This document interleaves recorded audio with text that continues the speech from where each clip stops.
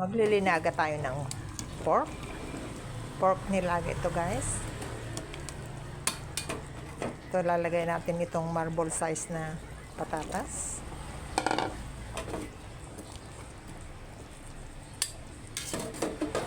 Pakuluin natin.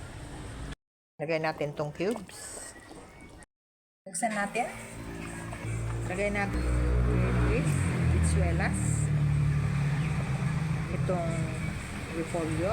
Sabay na rin natin itong repolyo, guys. Masarap magpapak ng gulay. Takpan natin muli.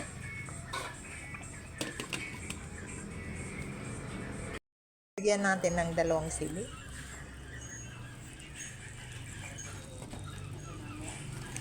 Lagay na rin natin itong butchoy o choy sam.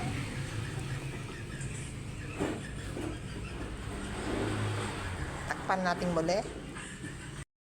Lagay tayo ng konting sugar. Sugar to taste lang, guys. 1 kutsara. Ito lang final result ng aking nilagang baboy sa sarili kong version. Thank you for viewing. Magandang tanghali sa inyong lahat. Hanggang sa muli.